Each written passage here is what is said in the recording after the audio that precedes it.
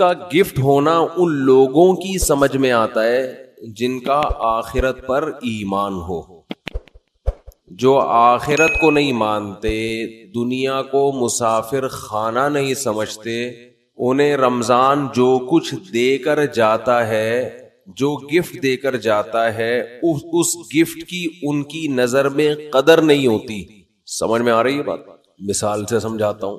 چھوٹے بچے جب پیدا ہوتے ہیں اور فیملی پلاننگ والوں کے غم میں اضافہ ہوتا ہے تو اکثر رشتہ دار بچوں کو لفافوں میں پیسے دے رہے ہوتے ہیں. کچھ کھلونے دے دیتے ہیں, جھنجھنا پکڑا دیا, تو بچے کو جھنجھنا اچھا لگتا ہے.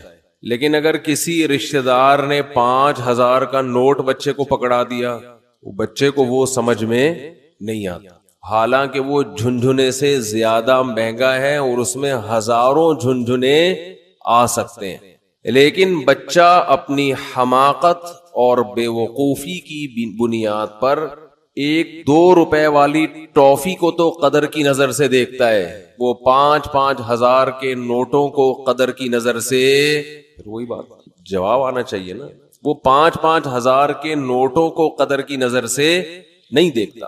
کہتے یہ تو ایسا ہی ہے, کھائے گا اس کو. تو اس میں اس 5,000 کے, ابھی تک تو 5,000 کا نوٹ ہے, میرا خیال ہے 50,000 کا نوٹ بھی عنقریب آنے والا ہے. جس حساب سے معیشت ڈاؤن ہو رہی ہے تو 50,000 کا نوٹ بھی عنقریب آ جائے گا, بلکہ تول کے نوٹ بکیں گے. 1 کلو 5,000 کے نوٹ چاہیے مجھے, اس طرح سے سیٹ اپ چلنے والا ہے. تو اب بچے کے دل میں جو 5,000 کے نوٹ کی قدر نہیں ہے, اس میں 5,000 کے نوٹ کا قصور ہے یا بچے کا قصور ہے؟ بچے کا قصور ہے. بھائی یہ 5,000 کے نوٹ میں ٹافیوں کے ڈبوں کے ڈبے آ سکتے ہیں. تو رمضان آپ کو کیا گفٹ دے کر جاتا ہے, اس گفٹ کی قدر ان لوگوں کی نظر میں ہے جو اس دنیا کو حقیقی زندگی نہیں سمجھتے. جو اس کو اصل سمجھتے ان کی نظر میں رمضان ٹینشن کے علاوہ کچھ بھی نہیں ہے, خام خواہ کی ٹینشن ہے. کیونکہ وہ کہتے ہیں رمضان مولویوں کا مہینہ ہے. کس کا ہے؟ مولویوں. سیزن آتے ہیں نا, یہ مولویوں کا ہے. تو میں یہ عرض کر رہا تھا کہ رمضان کس کا مہینہ کہلاتا ہے؟ مولاناؤں کا مہینہ. حالانکہ یہ مولویوں کا مہینہ نہیں ہے, یہ مسلمانوں کا مہینہ ہے. ان لوگوں کا مہینہ ہے جو آخرت پر ایمان رکھتے ہیں, اور جن کا آخرت پر ایمان نہیں ہے ان کے لیے رمضان A to Z tension he tension, tension he tension. وہ نہ کھلے عام صحیح طرح سے کھا سکتے ہیں, تھوڑی سی بغیرتی کے تانے پڑتے ہیں. 10 آدمی اگر خاموشی سے گزر جائیں گے تو 11واں بولتا ہوا جائے گا کہ شرم نہیں آتی تمہیں, کیا کر رہے ہو, اور بولنا چاہیے. تو میں یہ عرض کر رہا تھا کہ یہ جو رمضان ہے نا, اگر آپ اس کا اکرام کریں گے تو یہ آپ کو بہترین گفٹ دے گا. اب میں بتاتا ہوں وہ گفٹ کیا دے گا آپ کو. وہ گفٹ دے گا اللہ کی محبت. آپ کے دل میں اللہ کی محبت کی چنگاری پیدا کر دے گا. یہ دیکھو, انسان کو جو موٹیویشن ملتی ہے نا کسی بھی عمل کی, وہ یا تو کسی لالچ کی وجہ سے ملتی ہے یا کسی خوف کی وجہ سے. سمجھتے ہیں آپ صبح صبح اٹھ کے آفس جاتے ہیں, مشکل کام ہے, دل تو نہیں چاہتا انسان کا اٹھے جائے, دل چاہتا ہے پڑا رہے, لیکن آپ جاتے ہیں. یہاں خوف بھی ہے اور لالچ, محبت, پیسے کی محبت. لالچ کو ہم محبت سے تعبیر کرتے ہیں, ذرا مہذب لفظ ہے. آپ جاتے ہیں, ایک محبت ہے پیسے سے, ہر انسان کی نیچر ہے کہ پیسے آئیں گے تو گٹکا بھی کھائیں گے, نسوار کا انتظام بھی ہوگا, پان کا انتظام بھی ہوگا, گھر میں راشن بھی ڈلے گا, بہت ساری چیزیں آئیں گی. اگر یہ محبت پیسے کی ختم ہو جائے تو آپ کو عمل پہ موٹیویشن نہیں ملے گی. بعض دفعہ خوف ہوتا ہے انسان کے دل میں. خوف کیا کرتا ہے کہ آپ کو یہ ڈر ہے کہ اگر میں آفس نہیں گیا, میں نے یہ کام نہیں کیا تو مجھے جاب سے نکال دیا جائے, میں غریب ہو جاؤں گا. یہ خوف ہے جو آپ کو ابھارتا ہے عمل پہ. ماہرین یہ کہتے ہیں کہ خوف سے بھی کام ہوتا ہے اور محبت میں بھی ہوتا ہے, لیکن خوف سے جو کام ہوتا ہے اس کام میں مزہ نہیں آتا, لہذا وہ کام زیادہ جاندار نہیں ہوتا. لیکن محبت کی وجہ سے جو کام ہوتا ہے وہ کام مزیدار بن جاتا ہے, کیونکہ آپ کی محبوب چیز آپ کو اس میں ملنے والی ہوتی ہے. سمجھ میں آ رہی ہے بات کہ نہیں آ رہی ہے؟ غزوہ احد میں صحابی رسول, غزوہ بدر میں ایک صحابی شریک نہیں ہو سکے. انہیں نہیں پتا تھا کہ میدان جنگ جنگ کا میدان قائم ہو جائے گا اور یہ ہوگا اور وہ ہوگا، انہیں نہیں پتا تھا. جب مسلمانوں کو فتح ہوئی تو انہوں نے منت مانی. منت ہوتی ہے نا، اللہ میرا یہ کام ہو جائے تو میں یہ کروں گا، میرا یہ کام ہو جائے تو میں یہ کروں گا. یہ واجب ہو جاتی ہے، اس لیے منتیں نہیں ماننی چاہیے. لوگ کہتے ہیں نا اللہ میرا فلاں کام ہو گیا تو میں اتنے روزے رکھوں گا، اتنا صدقہ کروں گا، وہ فرض ہو جائے گا آپ کے اوپر. اس لیے ویسے ہی دعا مانگ لیا کریں اللہ سے. بعض لوگ اتنی اونچی اونچی منتیں مان لیتے ہیں پھر ان سے پوری ہوتی نہیں ہے. تو اسلام میں الفاظ کی بہت ویلیو ہے، اور منت زبان سے ہوتی ہے، صرف دل میں ارادے سے نہیں ہوتی. اس کو عربی میں نظر کہتے ہیں، نظر، اردو میں منت. تو ان صحابی کو غزوہ بدر میں شرکت کا موقع نہیں ملا تو انہوں نے منت مانی، نظر مانی کہ اے اللہ اگر دوبارہ کوئی میدان جہاد گرم ہوا تو میں ایسی بہادری سے لڑوں گا، لا یرین اللہ ما اصنع، اللہ دیکھے گا کہ میں کیا کرتا ہوں. بظاہر یہ تکبر والے الفاظ ہیں. بظاہر یہ الفاظ کیا ہیں؟ تکبر والے، کہ اللہ دیکھے گا کہ میں کیا کر کے دکھاتا ہوں. لیکن بعض جملے الفاظ کے اعتبار سے تکبر والے ہوتے ہیں، مگر حقیقت میں ایک ناز کی کیفیت ہوتی ہے. ناز کہ اللہ میں وہ کچھ کروں گا کہ تو بھی دیکھے، خوش ہو جائے گا، تو ایسا کر کے دکھاؤں گا بہادری. جب غزوہ احد میں مسلمانوں کے قدم اکھڑے ہیں، ان صحابی کو اللہ سے کیا ہوا وعدہ یاد آیا کہ میں نے اللہ سے معاہدہ کیا تھا کہ اللہ میں ایسے بہادری کے جوہر دکھاؤں گا کہ تو دیکھے گا کہ میں کیا کر رہا ہوں. تو یہ کیا کر رہے تھے؟ کھجور کھا رہے تھے نا. تو کھجور کا تھیلا انہوں نے پھینکا اور انہوں نے کہا کہ جنت اتنی قریب ہے میرے، اور کھجور کھانے کا وقت بہت طویل ہے، اتنا ٹائم لگے گا اس میں، اف تو بہت دیر ہو جائے گی. اور گئے میدان جنگ میں، بہادری سے لڑے، اتنی بہادری سے لڑے اور شہید ہوئے کہ انگلیوں کے پوروں سے، فنگر پرنٹ سے ان کی بہن نے ان کو پہچانے کہ میرے بھائی کی لاش ہے. قرآن مجید کی آیتیں نازل ہوئیں، من المؤمنین رجال صدقوا ما عاہدوا اللہ علیہ فمنہم من قضى نحبہ ومنہم ینتظر. مومنین میں بعض ایسے بھی ہوتے ہیں کہ اللہ سے جب کوئی معاہدہ کر لیتے ہیں تو اس معاہدے کو پورا کر کے چھوڑتے ہیں. وہ انہی کے بارے میں نازل ہوئی. تو جب ان کو یقین تھا کہ جنت میرے سامنے ہے تو انہیں وہ کھجور تناول کرنا بھی مشکل لگا. یہ خوف کی وجہ سے نہیں لڑ رہے کہ اگر میں نہیں لڑا تو جہنم میں جاؤں گا، بلکہ کس کی لالچ میں لڑ رہے ہیں؟ جنت کی اور اللہ کی محبت میں لڑ رہے ہیں.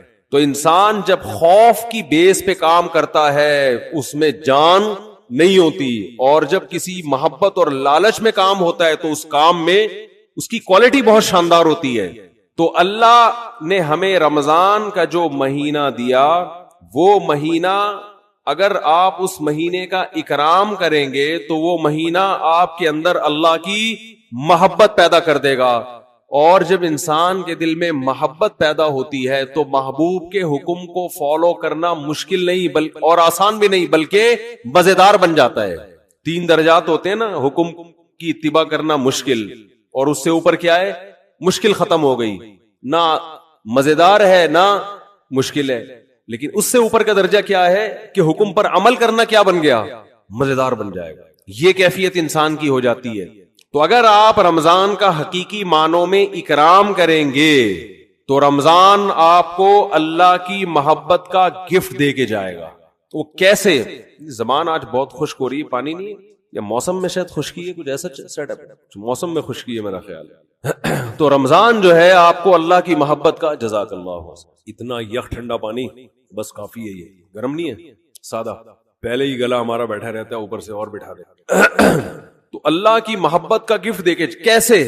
انسان کی یہ نیچر ہے، یہ فطرت ہے کہ وہ جس کے لیے قربانی دیتا ہے نا، جس کے لیے، تبلیغ والے کہتے ہیں نا، جس چیز پہ جان، مال اور وقت خرچ ہوتا ہے انسان کے دل میں اس کی ویلیو پیدا ہو جاتی ہے. ایک غریب آدمی جو رکشہ چلاتا ہو، سارا دن پسینہ بہاتا ہو، اس کو جو دہاڑی یا جو اجرت ملتی ہے اس اجرت کو وہ بڑی احتیاط سے خرچ کرتا ہے. اور ایک آدمی وہ ہے جس کے ابا کا انتقال ہوا اور 6 رکشے اس کو وراثت میں مل گئے. ایسا بھی ہوتا ہے نا، وہ ان رکشوں کی ایسی کی تیسی، باپ کا مال سمجھ کے لوگ کہتے ہیں نا اڑا رہا ہے، خود تو محنت کی نہیں ہے، ابا سے وراثت میں ملا ہے، اڑا دیتا ہے انسان. تو ہمیں جو ایمان کی نعمت ملی ہے یہ وراثت میں ملی ہے، اس میں ہمارا خون پسینہ، بولو نا کیا ہو گیا، نہیں بہا. ابا چونکہ مسلمان تھے، اماں مسلمان تھیں، اس وجہ سے ہم بھی کیا ہو گئے. تو ایک پسینہ نہیں بہا ہمارا، خون کا ایک قطرہ نہیں بہا، تو فری پھوکٹ میں ہمیں کیا مل گیا؟ حضرت بلال کو اسلام فری میں نہیں ملا. وہ جب مسلمان ہوئے گرم ریتوں پہ لٹایا گیا، ان کو سینے پہ بھاری بھرکم پتھر رکھے گئے.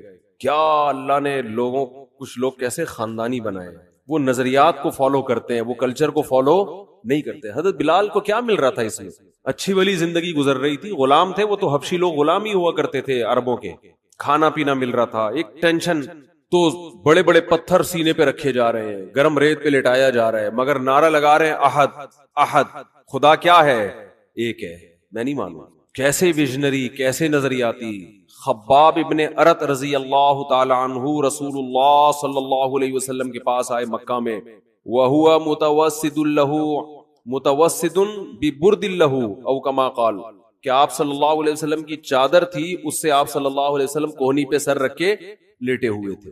لوگ کہتے ہیں مسجد میں سونا منع ہے، ایسی ہمارے علم میں کوئی حدیث نہیں ہے. مسجد میں سونا جائز ہے، البتہ مسجد کو سرائے بنا لینا سونے کی جگہ، سارا محلے کو جہاں جگہ نہیں مل رہی تو کہاں کے سو رہا ہے؟ مسجد میں. یہ غلط ہے.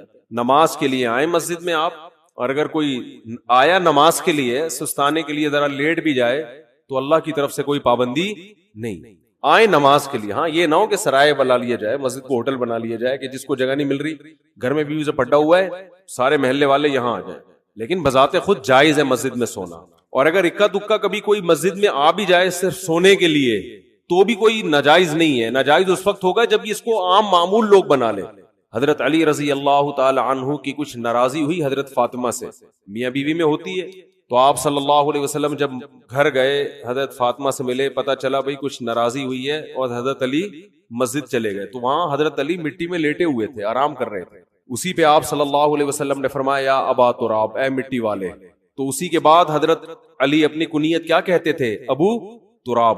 تو اس سے پتہ چلتا ہے کہ اگر کوئی مسجد میں آ کے لیٹ جائے تو اللہ کی طرف سے کوئی پابندی نہیں ہے.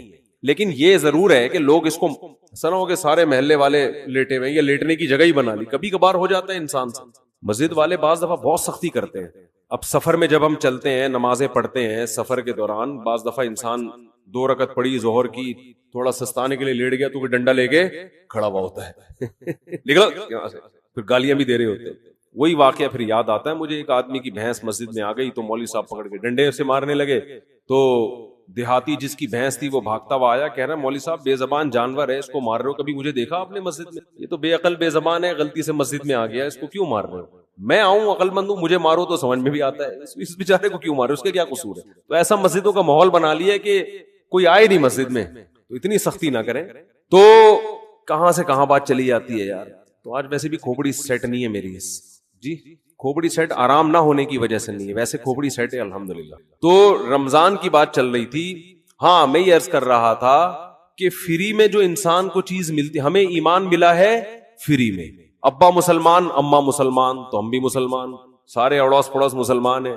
قدر نہیں ہے. صحابہ کو ایمان ملا محنت کرنے کے بعد. آج بھی بہت سے غیر مسلمان ہوتے ہیں. میں حیران ہوتا ہوں، بعض ہندو بچیوں کے فون آتے ہیں، گھر کے اندر رہتے ہوئے مسلمان ہو گئی. ایک ہندو لڑکی کا 2-3 سال پرانی بات ہے، فون آیا، میرا خیال ہے 16-17 سال، یہ بچپنے ہی کی، مینٹلی تو انسان بچہ ہی ہوتا ہے اس وقت. اس نے اسلام قبول کیا، پورے رمضان کے روزے بھی گھر میں رکھے، کسی نے اس کو تبلیغ نہیں کی، نماز بھی چھپ چھپ کے گھر میں پڑھ رہی ہے. اور والدین اتنے سخت ہیں کہ اگر ان کو پتا چل گیا تو جان سے مار دیں گے، یہ خطرہ ہے. میں نے اس سے پوچھا، 2-3 سال پرانی بات ہے، میں نے پوچھا آپ کو کس نے تبلیغ کی؟ اس نے کہا میری یہ سمجھ میں نہیں آتا کہ ہمارے والدین پتھر کی بنی ہوئی مورتیوں کو کیوں پوجتے ہیں، ان میں کیا رکھا ہوا ہے؟ صبح مٹھائی رکھ کے جائیں گے، شام کو بھی وہ مٹھائی ویسی کی ویسی. جو بھگوان مٹھائی نہ کھا سکے وہ ہماری حاجت روائی مشکل کشائی کہاں سے کرے گا؟ اتنے بڑے بڑے عقل مندوں کو یہ بات سمجھ میں نہیں آ رہی. ایک 15-16 سال کی بچی کو یہ بات سمجھ میں آ گئی، اس کی کھوپڑی میں آ گئی یہ بات. کہہ رہی پھر میں نے ویڈیوز دیکھی یوٹیوب پہ علماء کی، اور وہ پھر اللہ نے اس کو ہدایت دی، تو وہ وہیں اس نے کلمہ پڑھا، وہیں مسلمان ہوئی، کسی کو نہیں بتایا کیونکہ مار دیں گے اس کو. چھپ کے نمازیں پڑھ رہی، ایسے بہت ہیں، ایک نہیں ہے. تو یہ وہ لوگ ہیں جن کی اسلام پر کچھ خرچ ہوا ہے، محنت ہوئی ہے. ہمیں اسلام ملا ہے فری میں، قربانی نہیں ہے. تو اللہ رمضان کے ذریعے، حج کے ذریعے، قربانی کے ذریعے، مختلف عبادتوں کے ذریعے ہم سے قربانی دلواتے ہیں کہ کچھ کرنا پڑے گا.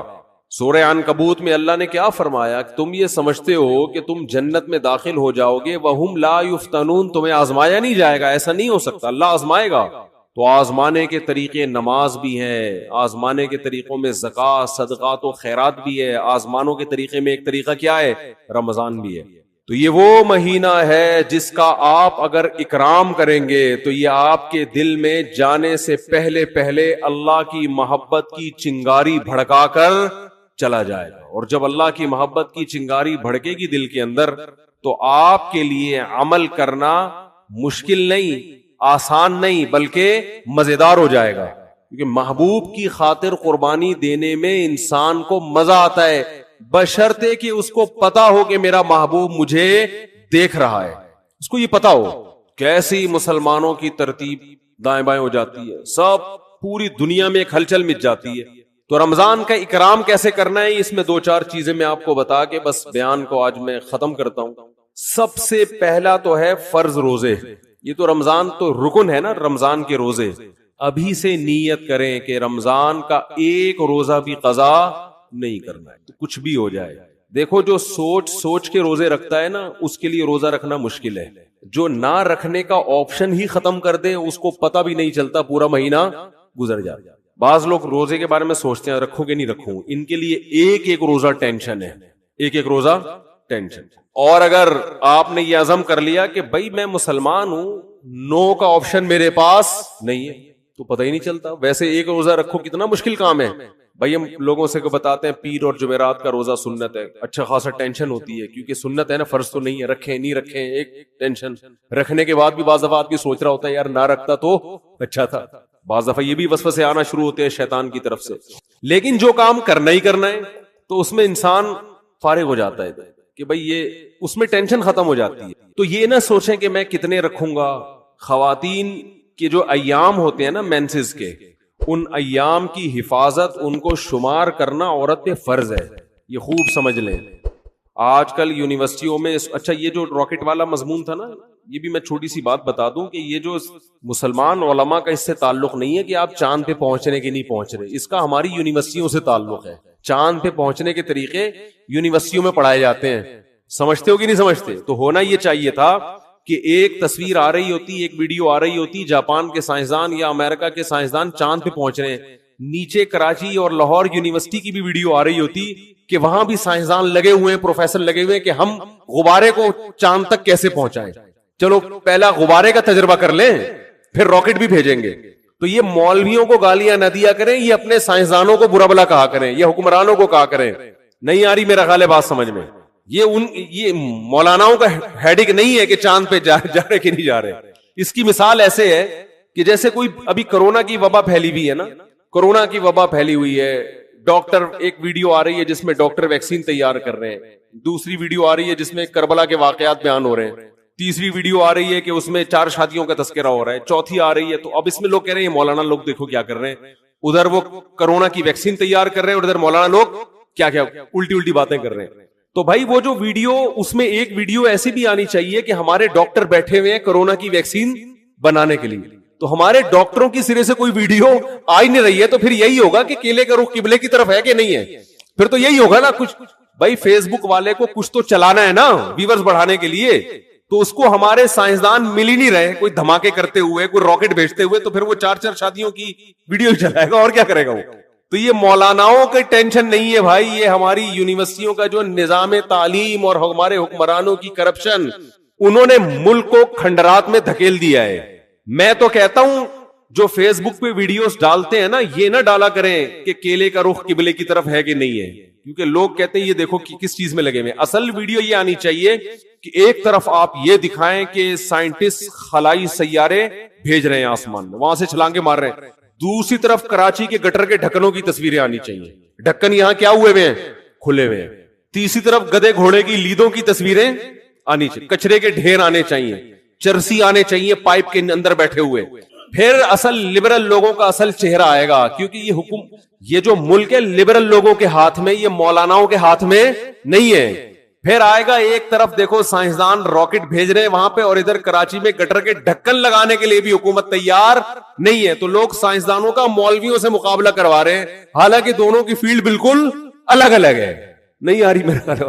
تو آسمان میں خلائی سیارے بھیجنا مولویوں کی فیلڈ تھوڑی. مولوی موٹیویشن کرے گا، آپ کو موٹیویٹ کرے گا کہ سیارہ بھیجنے کے کیا اسلام میں فضائل ہیں، ٹھیک ہے نا، سائنسدان بننے کے کیا فضائل ہیں، ڈاکٹر بننے کے کیا فضائل ہیں، وہ مولانا بیان کرے گا.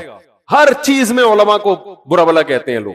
دوسری بات یہ کہ فیس بک اور یوٹیوب کی دنیا تو کھلی بھی ہے نا، بہت سے لوگ مولانا نہیں ہوتے، مولانا بن کے آئے ہوئے ہیں وہ، تو آپ ہر ایک پر یہ ٹھپا لگا رہے ہیں مفتی ہیں. مفتی عبد القوی کو بھی لوگوں نے کیا بنا دیا، اتنے فون آئے میرے پاس، مفتی صاحب دیکھیں مفتی عبد القوی کیا کر رہے ہیں، یہ ہوتے ہیں مفتی. میں نے کہا بھائی اس پہ کون کہاں مفتی لگانے پر گورنمنٹ کی طرف سے کوئی پابندی نہیں ہے. کس نے بولا یہ مفتی ہے؟ کسی کو بھی اٹھا کے مفتی آصف زرداری صاحب کر دو آپ، پھر کہو دیکھو یہ مفتی لوگ کیا کیا کر رہے ہیں. مفتی کا ڈگری کوئی ہمارے ملک میں کوئی سسٹم نہیں ہے، پتھر اٹھاؤ مفتی نکلے گا نیچے سے. اور صرف یہ مفتیوں کے ساتھ نہیں ہو رہا، ڈاکٹروں میں بھی ایسے ہی ہے، جعلی سرٹیفکیٹ کے ڈاکٹر بھرے ہوئے ہیں. اور حکیم تو ہول سے، جس کا دنیا میں کوئی کام نہیں ہے وہ حکیم بنا ہوا ہے. اور اس سے بھی زیادہ ہول سیل کے حساب سے روحانی عامل ہیں، روحانی جن چڑیل بھوت بھگانے والے، وہ تو اتنے ہر ایک کو روحانی علاج آتا ہے.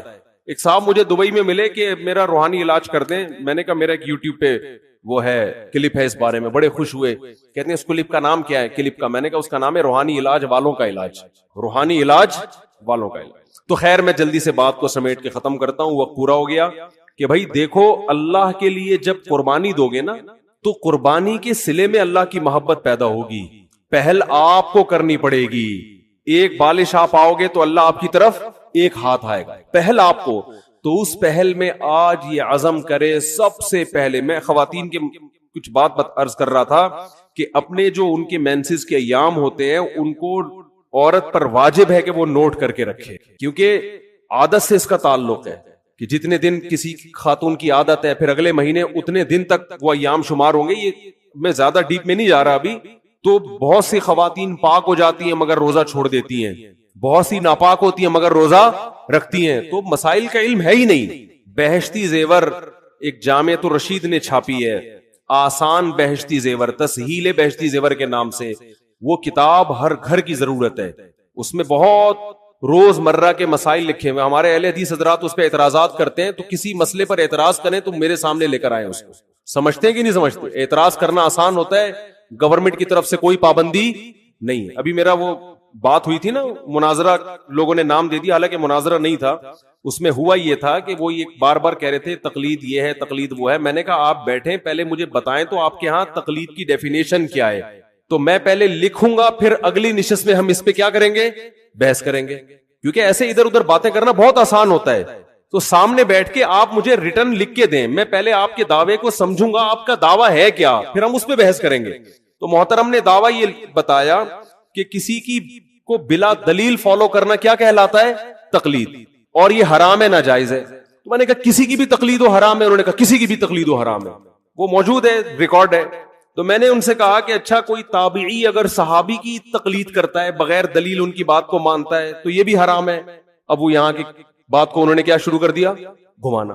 وہ کہہ رہے ہیں کہ وہ بھئی آپ نے خود ہی دعویٰ کیا، یا تو آپ دعوے سے رجوع کرو، میں تو موقع دے رہا ہوں آپ کو دعوے سے رجوع کرنے کا، میں کوئی بحث تھوڑی کر رہا ہوں آپ سے. آپ کہہ دو بھائی مجھ سے تھوڑی سی مسٹیک ہوئی تھی تقلید کی ڈیفینیشن کرنے میں، بلکہ اصل میں یہ نہیں بلکہ یوں ہے. تو میں نے کہا تو حدیث کی کتابوں میں بہت سے فتوے، صحابہ کے تابعین نے آ کے مسئلہ پوچھا، انہوں نے جواب دے دیا، وہ چلے گئے، نہ انہوں نے دلیل پوچھی نہ انہوں نے دلیل بتائی.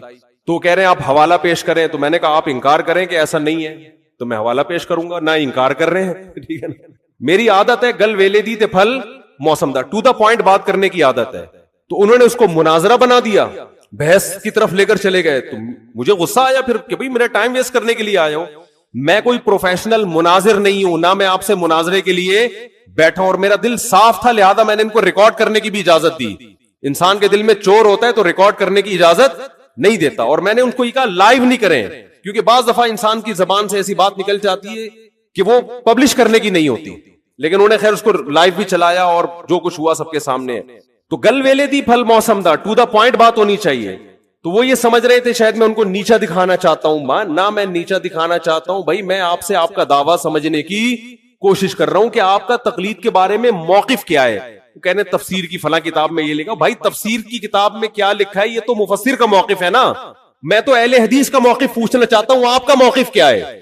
تو آج کا جو دور ہے نا حق کو سمجھنے کا نہیں ہے, بس ایک دوسرے کو نیچا دکھانے کا وہ ہے. تو بات کیا چل رہی تھی یہ؟ ہاں میں یہی کہہ رہا تھا, یہ جو بہشتی زیور کتاب ہے نا مسائل کی, یہ گھر میں رکھیں. یہ بہت ہندوستان میں اس کتاب کو اللہ نے جتنی مقبولیت عطا فرمائی ہے اتنی مقبولیت کسی دوسری کتاب کو نہیں ملی. جہیز میں خواتین کو یہ کتاب دی جاتی تھی تو جامعۃ الرشید نے آسان کر کے چھاپی ہے. اور اگر کوئی اہل حدیث حضرات کہتے ہیں یہ غلط ہے, یہ قرآن و سنت کے خلاف ہے, تو مجھے بتائیں کون سا مسئلہ قرآن و سنت کے خلاف ہے, میں اس کا جواب دوں گا انشاءاللہ. اور پھر ان سے کہیں کہ آپ ایک ایسی کتاب لے کر آئیں جو قرآن و سنت کے موافق ہو. آپ تو مسائل کی کتاب لکھیں نا, آپ کی تو کوئی ہے ہی نہیں اس طرح کی.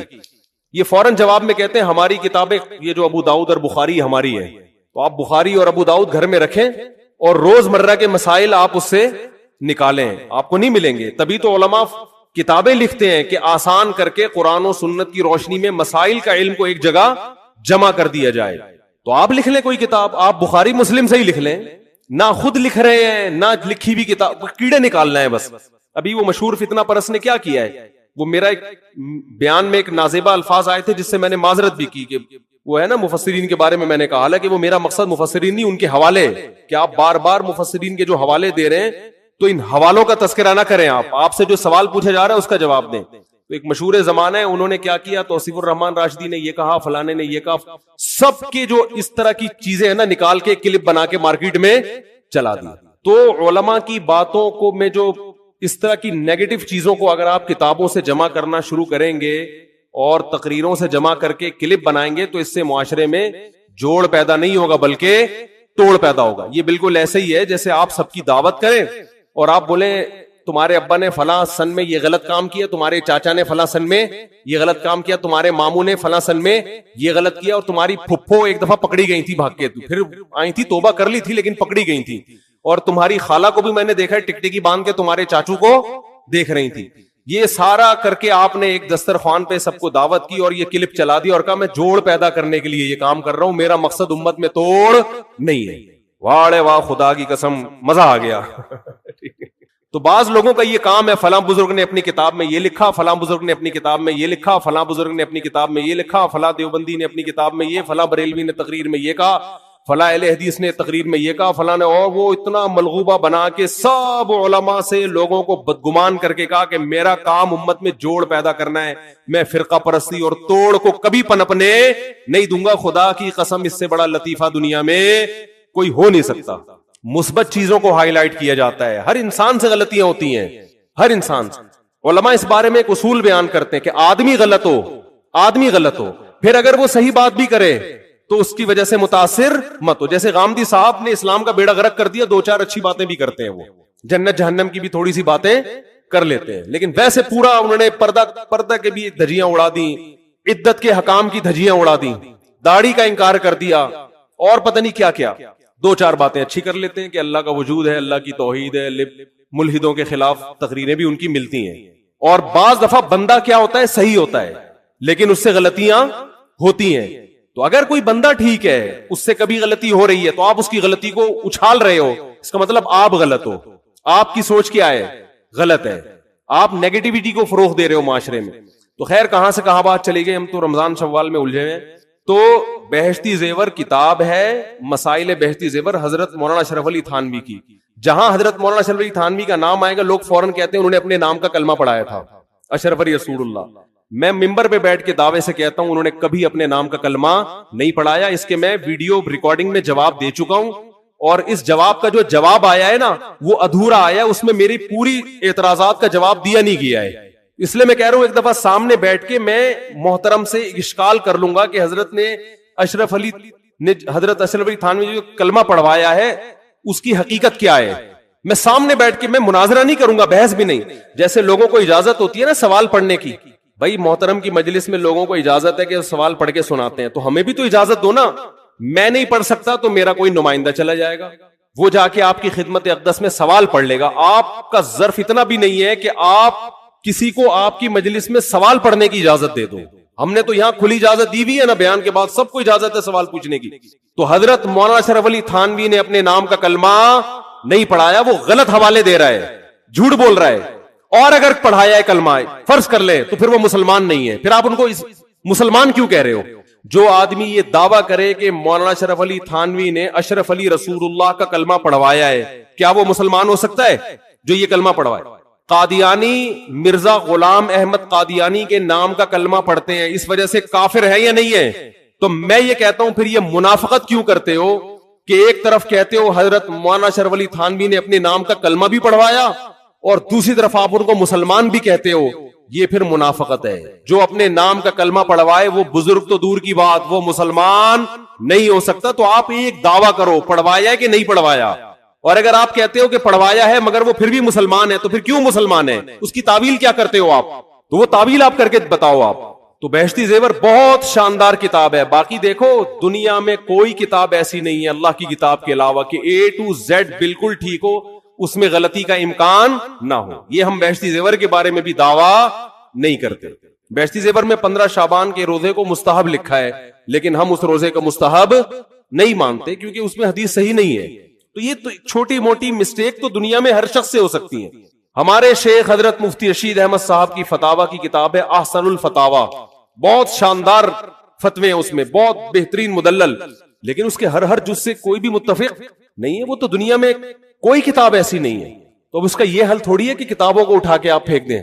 اس کا حل یہ ہے کہ علماء اس پہ حاشیے چڑھاتے ہیں, اس پہ اپنی تقریضات لکھتے ہیں, تو پھر اشکالات اور تعلیقات ہوتی ہیں اس کے اوپر. تو یہ بہت شاندار کتاب ہے, آپ اس کو گھر میں رکھیں, اس سے آپ کو رمضان کے مسائل پتہ چلیں گے, خواتین کے خاص طور پر حیض و نفاس کے مسائل, جو آج کل ہماری جدید طبقے سے جو وابستہ خواتین ہیں یونیورسٹیوں پڑھنے والی, ان کو طہارت کے مسائل بھی معلوم نہیں ہے, بالکل نہیں پتا ان کو. تو رمضان کا پہلا خاندانی کام آپ نے کیا کرنا ہے بھائی؟ جلدی سے بات کو ختم کر رہا ہوں میں, ایک روزہ بھی نہیں چھوڑ, یہ آپشن ہی ختم, چاہے سحری میں آنکھ کھلے یا نہیں کھلے, اس سے روزے آسان ہو جائیں گے ورنہ ٹینشن. دوسرا کام خاندانی کیا کرنا ہے؟ تراویح کی نماز. کیا کام کرنا ہے بھائی؟ اور تراویح 20 رکعتیں ہیں, 8 رکعتیں. بولو. حضرت عمر سے 2 روایتیں, ایک 8 والی اور ایک 20 والی, کہ حضرت عمر نے کتنی دیکھو نبی صلی اللہ علیہ وسلم نے تراویح کی کتنی رکعتیں پڑھی ہیں, کوئی بے غبار حدیث میں ہمیں اس کا تذکرہ نہیں ملتا. بس اتنا ہے کہ 3 دن پڑھی ہے, بس کتنی پڑھی ہے ہمیں نہیں پتا. یہ ہمیں حضرت عمر کے عمل سے پتا چلتا ہے, کیونکہ حضرت عمر بدعتی بولو نہیں ہو سکتے, کیونکہ انہوں نے جب جماعت سے 20 رکعتیں پڑھائی ہیں حضرت عمر نے, تو اس کا مطلب نبی نے ان 3 دن میں کتنی پڑھی تھی. اور ایک ضعیف روایت میں اس کا تذکرہ بھی ہے کہ نبی نے 20 رکعتیں پڑھی ہیں. تو ضعیف روایت کی تائید جب خلفائے راشدین کے عمل سے ہو گئی تو وہ ضعیف بھی عملاً کیا بن گئی؟ صحیح بن گئی ہے وہ. تو حضرت عمر سے 2 ہیں, 8 بھی اور 20 بھی. 8 والی پر امت نے کسی امت نے عمل ہی نہیں کیا, کیونکہ وہ بالاتفاق مضطرب ہونے کی وجہ سے ضعیف ہے, سند کی وجہ سے نہیں بلکہ مضطرب. کیونکہ جو راوی حضرت عمر سے 8 بیان کر رہا ہے وہی کتنی بھی بیان کر رہا ہے؟ 20 بیان کر رہا ہے. اور جب ہم صحابہ کے دور میں دیکھتے ہیں تو ہمیں سب جگہ 20 نظر آ رہی ہیں, 8 کہیں بھی نظر نہیں آ رہی. تو یہ کیسے ممکن ہے کہ حضرت عمر نے 8 شروع کی ہو اور کوفہ, بصرہ, دمشق, شام, مصر سب جگہ 20 ہو رہی ہوں؟ اس سے پتہ چلتا ہے کہ حضرت عمر سے جو 20 والی روایت ہے وہ صحیح ہے, 8 والی صحیح نہیں ہے. اور اس کی سب سے بڑی دلیل یہ ہے کہ موطا امام مالک میں ہے 8 رکعتوں والی, جو امام مالک نے نقل کی ہے, لیکن امام مالک خود 8 کا فتویٰ نہیں, وہ خود 20 سے زیادہ کے قائل ہیں, وہ تو 20 کے بھی نہیں 36 کے قائل ہیں. تو یہ کیسے ممکن ہے کہ کتاب کا مؤلف 8 والی ذکر کر رہا ہو مگر خود اس روایت کو وہ اس پر عمل نہ کر رہا ہو؟ ان باتوں کا کسی اہل حدیث عالم کے پاس جواب نہیں ہے. ترمذی میں ایک روایت پیش کی جاتی ہے امام احمد بن حنبل سے, یہ روایت ہے کہ اس میں کوئی مخصوص عدد ثابت نہیں ہے, جتنی چاہے پڑھ لو.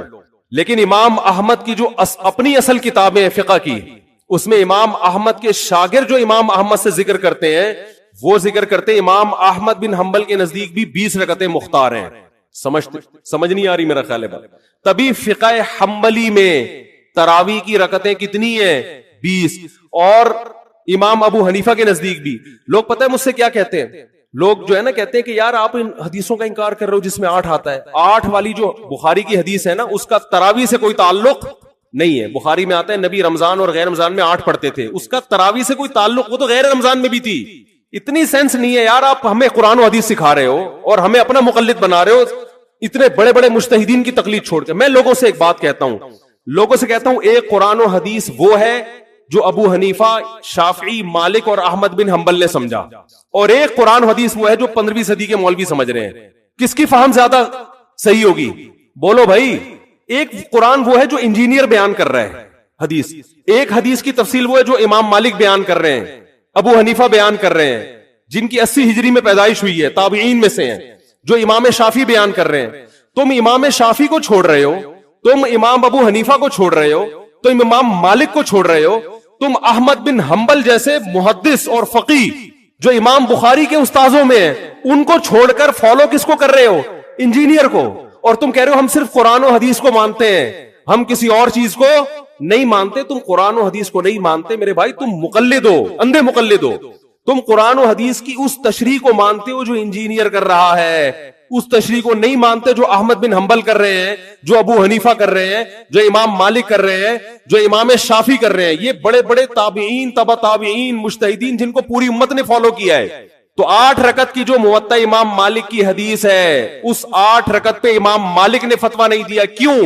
اس لیے کہ وہ حدیث مضطرب ہے, اس میں راوی ایک بیان پہ ٹکتا نہیں ہے, کہیں 20 بیان کرتا ہے, کہیں 8. جب راوی کے بیان میں تضاد ہو تو حدیث مضطرب ہونے کی وجہ سے رد ہو جاتی ہے. اور میں آخری بات کر کے بیان کو ختم کرتا ہوں, یہ جو تراویح کا لفظ ہے یہ 8 رکعتوں پہ فٹ ہی نہیں بیٹھتا ہے. اس کا بھی میں جواب سوال کر رہا ہوں لیکن کوئی جواب نہیں دے رہا. دیکھو اپنی مرضی کے سوال بنا کے جواب دے دیا کرو تو لوگ واہ واہ کریں گے. آپ میرے ساتھ یہ ہو رہا ہے, میں جو بیانات میں اعتراض کرتا ہوں نا اس کا جواب نہیں مجھے ملتا, خود سے اعتراض بنا کے کیا کر دیا جاتا ہے جواب. جیسے میں نے بتایا تھا کہ حرم میں 4 مصلے تھے, حنفی, مالکی, شافعی, حنبلی, 4 مصلے تھے نا کئی سو سال تک, جو کہ نہیں ہونے چاہیے, ایک ہی ہونا چاہیے تھا مصلہ. تو لوگوں نے اعتراض کیے 4 مصلے تھے حرم میں, یہ دیکھو کتنا غلط, یہ حنفی مالکی ایسے ہوتے ہیں. تو میرا سوال یہ تھا کہ 5واں کیوں نہیں تھا اس وقت؟ اس کا مطلب 5واں فرقہ وجود میں آیا ہی نہیں تھا, وہ اب پیدا ہوا ہے. وہ ٹھیک ہے 4 غلط تھے لیکن اس غلط کو بھی صحیح ان 4 میں سے ایک نہیں کیا ہے. سمجھ رہے ہیں کہ نہیں بھئی ایک امام ہونا چاہیے, 4 الگ الگ جماعتیں نہیں ہونی چاہیے. لیکن اس کا مطلب 700 سال تک امت یہ سمجھتی رہی کہ اہل سنت والجماعت کے 4 نمائندے ہیں, 4 مکتب فکر, 5واں کوئی تھا ہی نہیں, لہذا اس کا کوئی مصلہ تھا ہی نہیں. تو سوال یہ تھا, لیکن جب سوال یہ پوچھا جائے تو ایسے جواب ملتا ہے کہ وہ سوال ہی پی جاتے ہیں. سوال یہ جواب یہ دیا کہ غلط ہو رہا تھا, یہ بدعت ہے, اور یہ بدعت ہے, یہ ناجائز ہے. تو ہم کب کہہ رہے ہیں کہ صحیح تھا بھائی وہ, لیکن یہ پوری دنیا میں نہیں ہو رہا تھا, یہ صرف حرم میں ہو رہا تھا. اور اس کو ختم بھی حنبلیوں نے کیا ہے کہ نہیں جی امام ایک ہونا چاہیے, سارے چاہے حنفی ہو شافعی ہو اس امام کے پیچھے نماز پڑھیں گے. سمجھ میں آ رہی ہے بات کہ نہیں آ رہی؟ تو سوال یہ تھا کہ 700 سال یا 400 سال تک امت کی نمائندگی ان 4 مکاتب فکر نے کی ہے حرم میں, 5ویں نے کوئی اپلیکیشن بھی نہیں دی. اس کا مطلب 5واں تھا ہی نہیں. اور جو آپ یہ مختلف الفاظ بیان کرتے ہو کہ امام احمد بن حنبل اہل حدیث تھے, فلاں میں اہل حدیث تھے, تو امام احمد بن حنبل اگر اس طرح کے اہل حدیث تھے تو پھر امام احمد بن حنبل کے فالوورز کو اہل حدیث کیوں نہیں کہا جاتا ہے, حنبلی کیوں کہا جاتا ہے؟ نہیں آ رہی بات میرا خیال. یہ ایسے ہی ہے جیسے جماعت المسلمین والے کہتے ہیں کہ ہم نبی کے دور سے ہیں, اور پھر بخاری میں دکھاتے ہیں جماعت المسلمین کے الفاظ. او بھائی یہ والی جماعت المسلمین نہیں تھی, یہ تو باقاعدہ آپ نے رجسٹر کروائی ہے 1975 میں. وہ جماعت المسلمین صحابہ کو جماعت المسلمین کہا گیا ہے. تو یہ جو اہل حدیث کا لفظ ہمیں پرانے وقتوں میں ملتا ہے یہ محدثین کے لیے ملتا ہے, یہ کسی مخصوص فرقے کے لیے نہیں ملتا. پھر بھی میں اہل حدیث کو اہل سنت میں داخل سمجھتا ہوں, میں پھر بھی ان کو نہیں کہتا کہ جہنم میں جائیں گے, لیکن میں کہتا ہوں کہ آپ کم از کم اس چند 100 سال پہلے آپ پیدا ہوئے ہیں, آپ کی جماعت وجود میں آئی, ہم پھر بھی آپ کو گلے لگانے کے لیے تیار ہیں, اور ہم صدیوں سے چلے آ رہے ہیں. آپ ہمیں کیا کر رہے ہو؟ آپ ہمیں گمراہ لوگوں میں داخل کر رہے ہو. تو اسلام بہت پہلے بر صغیر میں آیا ہے, جس شکل میں آیا وہی شکل ٹھیک ہے, بات کی چیزوں پر اعتماد نہیں ہوتا ہمیں. تو میں ایک بات کر کے بیان کو ختم کرتا ہوں, یہ جو 8 کا لفظ ہے نا, تراویح کا لفظ ہے, یہ 8 رکعتوں پر صادق بولو نہیں آتا. بہقی کی حدیث ہے اور بھی روایتیں اس بارے میں کہ اسلاف جب تراویح کی نماز پڑھا کرتے تھے, اسلاف سے مراد صحابہ تابعین, تو 4 رکعتوں کے بعد آرام کیا کرتے تھے. تو اس لیے 4 رکعت کو ترویحہ کہا گیا. کیا کہا گیا؟ ترویحہ. روح سے نکلا ہے, روح. استراحت کا لفظ سنا ہے آپ لوگوں نے؟ آرام. استراحت کسے کہتے ہیں؟ آرام. ترویح آرام دینا. راحت, راحت کا لفظ تو اور آسان ہے نا. ارے راحت کا لفظ نہیں سنا؟ راحت کسے کہتے ہیں؟ آپ کہہ رہے ہوں وہ اسے کہتے ہیں ہمارے محلے میں رہتی ہے. راحت کہتے ہیں آرام, ریسٹ, استراحت, راحت. روح یروح ترویحا, باب تفعیل میں جب جاتا ہے آرام دینا. تو ترویحتن, کیونکہ 4 رکعتوں کے بعد آرام کرتے تھے تو ان 4 رکعتوں کو کیا کہا گیا؟ ایک ترویحہ, یعنی ریسٹ ہے اس کے بعد. اب ترویحہ کا جو لفظ ہے نا, 4 رکعتوں کے بعد کیا ہو رہا ہے؟ ریسٹ. اٹ از کالڈ ترویحہ. سب کو پتہ ہے 4 رکعتوں کو ترویحہ کہتے ہیں. 2 ترویحوں کو عربی میں کہیں گے ترویحتان. کیا کہیں گے؟ جیسے رجل کا معنی ایک آدمی, رجلان 2 آدمی. عربی میں 2 کے لیے الگ لفظ استعمال ہوتا ہے, 2 سے زیادہ کے لیے الگ. تو اگر یہ 8 رکعتیں ہوتی تو ان کو محدثین تراویح نہ کہتے بلکہ ترویحتان کہتے یا ترویحتین کہتے. کیا کہتے؟ 2 ترویحیں, اور ان کے بیچ میں ویسے بھی ریسٹ کی ضرورت پڑتی نہیں. ٹھیک ہے, 4 رکعت کے بعد امام بیٹھتا بولتے چل بھائی آگے جلدی کر, جانا بھی ہے گھر میں ہم نے. تو ترویحتین کہتے, ان کو محدثین تراویح نہیں کہتے. اور تراویح کا لفظ ہے جمع. عربی میں جمع کم سے کم افراد کتنے ہوتے ہیں اس کے؟ 3. تو کم سے کم 12 رکعتیں ہونی چاہیے. لیکن تراویح بھی جمع کثرت ہے, جمع قلت کثرت. جمع اقصا کہتے ہیں جو بہت زیادہ جمع ہو. تو پتہ ہے 4 رکعتیں کافی زیادہ ہیں تو ان کو تراویح کہا جائے گا. 4 رکعتیں تھوڑی سی بھی ہو تو ان کو تراویح. 4 رکعتیں اگر 3 دفعہ آئیں گی تو اس کو بھی علی وجہ الکمال ہم پورے طور پر تراویح کا لفظ اس پہ صادق نہیں آئے گا. بات آ رہی ہے سمجھ میں کہ نہیں آ رہی ہے؟ سمجھ میں سب آ رہی ہے, لیکن گھننے بن جاتے ہیں, گھماتے ہیں. اب دیکھیں نا یوٹیوب پہ اس کا جو بیان آئے گا نا اس میں گھمایا ہوا ہوگا, اس میں گھمایا یہ اپنی طرف سے نکالا ہوا ہے. اپنی طرف سے نہیں بھائی, بیہقی کی حدیث ہے, مصنف ابن ابی شیبہ کی روایتیں ہیں, آپ دیکھ لو. اس میں لوگ کہتے ہیں حوالہ کیوں نہیں دیا مفتی صاحب نے. آپ انکار کرو میں حوالہ دوں گا انشاءاللہ. آپ انکار کرو کہ ایسا نہیں ہے, ہم ٹائم بچا رہے ہیں اپنا. وہ مجھے کہہ رہے تھے نا اس بحث میں کہ مفتی صاحب آپ دلیل دو, جو دعویٰ کرے دلیل اس کے ذمے ہے. میں نے کہا دلیل اس کے ذمے اس وقت ہے جب سامنے والے دعوے کا انکار کرے. میں نے ستار بھائی کو میں نے کہا کہ ستار بھائی تم نے 1 لاکھ روپے لیے ہیں. ستار بھائی کہہ رہے ہیں نہیں, ہاں لیے ہیں. تو مجھے کیا ضرورت ہے میں گواہ پیش کروں کہ دلیل دوں؟ وہ مان رہا ہے. تو یہ سب مانتے ہیں. یہ تو علماء جس نے بھی حدیث کی کتابیں پڑھی ان کو پتا ہے کہ ترویح کا لفظ اس لیے لکھا ہوا ہے اس میں. تو اسلاف سے مسجد نبوی میں, حرم میں ایک رمضان بھی ایسا نہیں گزرا جب سے حضرت عمر نے 20 رکعتیں شروع کرائی ہیں کہ 20 رکعت سے 1 رکعت بھی کم ہوئی. زیادہ تو ہوئی ہیں, کم بولو نہیں ہوئی ہے 1 رکعت. امت اتنی بڑی گمراہی پر 1400 سال سے جمع ہو گئی. تو میرے بھائی جو آپ سے قرآن و سنت کے نام پہ بات کرے نا, اسے بولے بھائی ٹھیک ہے میں قرآن و سنت ہی کو مانتا ہوں, مگر قرآن و سنت کی وہ تشریح جو ان مجتہدین نے کی ہے اس کو مانوں گا. جو 15ویں صدی کے مولوی کر رہے ہیں تشریح, میں اس کو بولو نہیں, چاہے وہ سعودی ہوں.